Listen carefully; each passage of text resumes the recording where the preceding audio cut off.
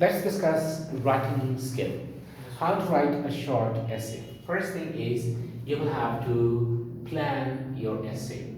Number one, if you are going to write a 40 minutes essay, you will have to do planning. And that will be 5 minutes should be for planning, 32 minutes for writing, and 3 minutes for editing. And before you start writing, you should know what are the essentials of writing, what are the factors that you should keep in mind, which the examiner will use to check your essay. Number one is called task should be complete, or your response to the task should be full and complete response, how you tackle the topic.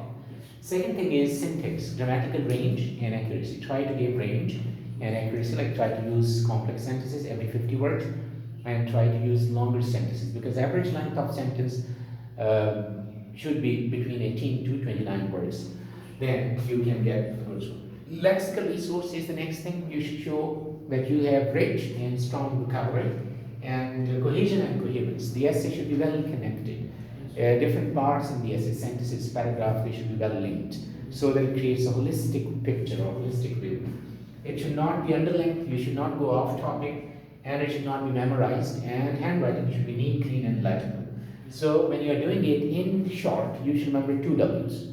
Number one, what are you going to write? And number two, how are you going to write it? These two W's are important.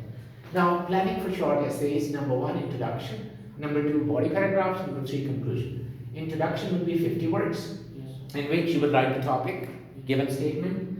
In your own words, you will paraphrase it. Then thesis statement, you will have to write your own perspective on it, and then main points from your body paragraph, you will write those.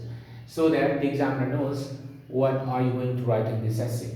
It will become, your introduction will become your essay in miniature. It will become essay in miniature. Then you'll go to body paragraphs. So in body paragraphs, when you're going to write, you should remember that in your introduction you have written what is the topic, what do you think about it, and why do you think so. So you have done that, so that's why you will have to keep in mind these three things. And then you will go to body paragraphs. So first body paragraph, you will have to use linker or connective word, and then you will write the focus sentence. Then you will write the focus sentence, and then you will write supporting sentences. So first linker, that is connective word. First body paragraph, linker will be, first of all, to begin with, to start with, and then you will write the central idea of your paragraph. And then supporting sentences. Here you will write examples, evidence, data, 60 to 70 words, because your introduction is 35 to 55, so average 50 words. So body paragraph can be 60, 70, 80, it's up to you, but they should be proportionate. They should be proportionate. Then you will go to second body paragraph, you use linker, focus sentence, it's also called topic sentence, and then supporting sentences, and then you will go for revising and linking sentence. And then you will write third, and if you want to write, you can write more than that, but minimum 2 body paragraphs. You will have to write at least 2, one introduction, one conclusion. Only one paragraph, one para, conclusion, one paragraph, only one paragraph introduction. But body paragraph can be 2, 3, 4, 5, that's up to you. You can write more. And in conclusion, you will have to write number one, linker of conclusion, to sum up, to conclude, to recapitulate. Then you will go for to sum up the discussion. Then take it to the climax. Give an air of finality. Don't introduce any new idea in conclusion, because conclusion means new ideas you can write in body paragraphs. Examples, evidence, data, here, you can write here. But conclusion, you don't have to introduce a new idea that you have already not discussed in body paragraphs. And reinforcement, you will have reinforcement written and look into the future. Look into the future. So that is the simple structure of your essay. Now let's discuss one topic. Money can buy us happiness or not. If that is the topic, the central idea is happiness. And then you will go for body paragraphs. First topic, happiness. How can we achieve happiness? There are different ways. Number one, money. Number two, family, love, helping others, religion, patriotism, a lot of things. And so there are different views. Some people say money makes us happy, others say no, there are other factors. Number one, if I believe that other factors are more important. Money is not important. Number one, love. If you feel loved and you feel people around you, they like you, you will be happy. If you have a lot of money but you know that nobody likes you, everybody hates you, you won't be able to enjoy your life.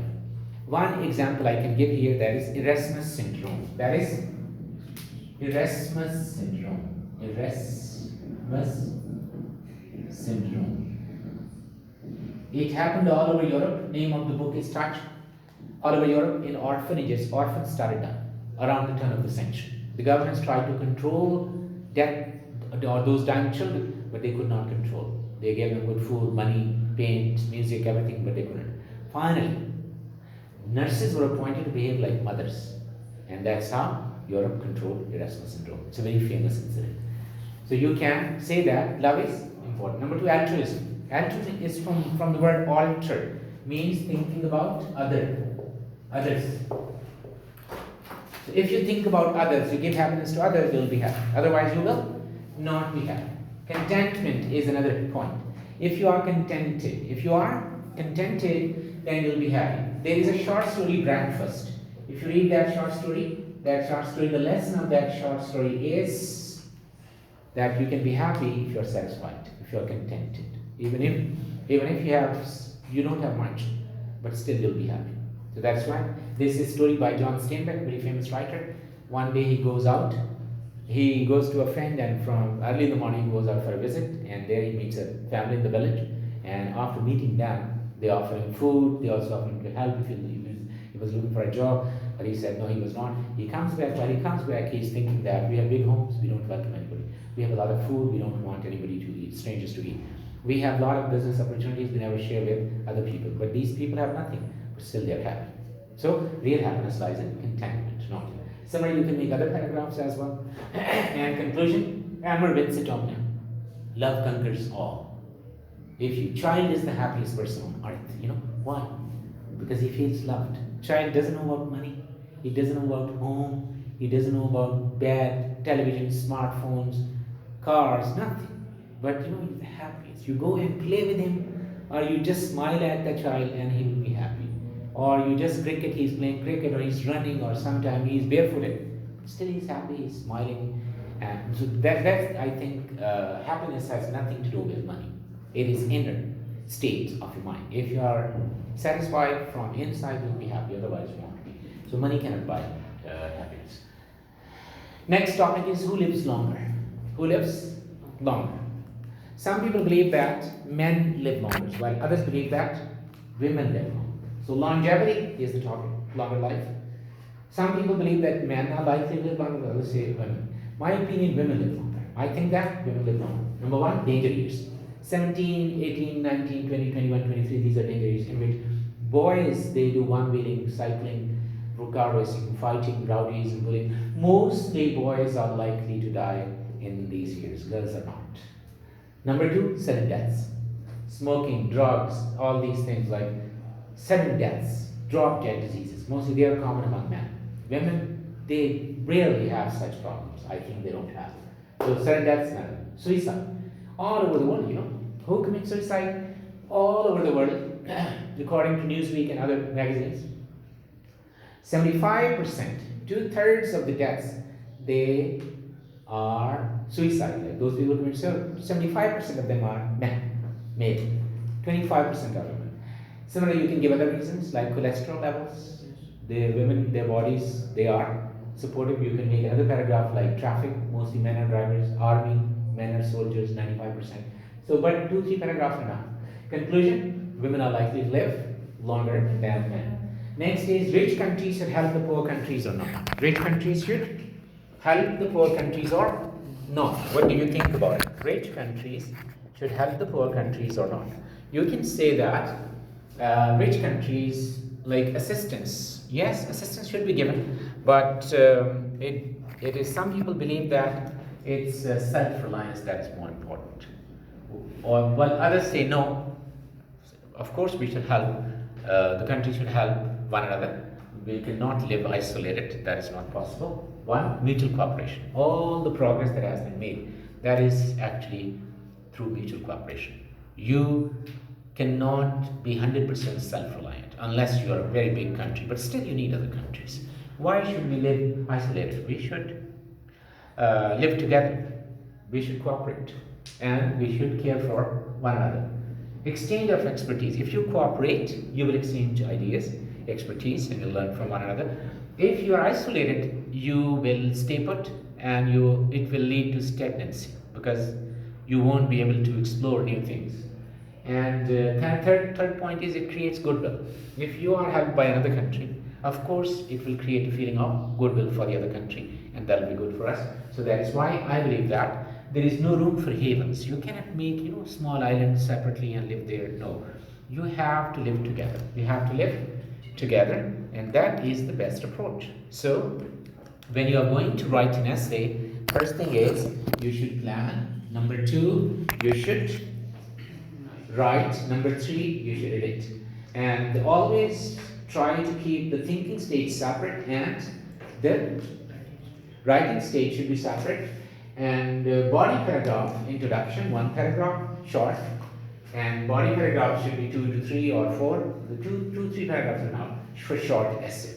And then conclusion, where you have to sum up the discussion. And if you are asked to give your opinion, you will. Otherwise, you will not give your opinion. You will not give your opinion. So that is the best approach that you should follow. Keep in mind what is it that the examiner will check. The examiner will check that we have discussed the idea, the topic as it was given, as like what was the intended meaning of the examiner. You understood the intended meaning of the examiner, and then you completely discussed it. You didn't leave anything behind, and grammar was fine, vocabulary was good. You didn't go off topic. It was not memorized.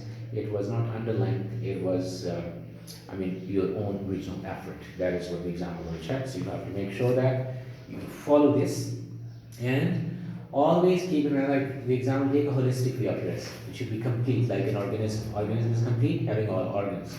An organism has all organs. An organism has completely, you can say that it has all organs are well connected and they are proportionate. So your essay should also be well connected, and it should be complete, and it should be you can say that well complete, having all organs connected and proportionate. That is how you write the essay. And then you should also work on different essay types, like agree, disagree, problem solution, or opinion essay, or just advantages and disadvantages, or discuss both views. So you must be able to understand what is the topic and what is it that you are expected to do in the topic. That is the key. Thank you very much.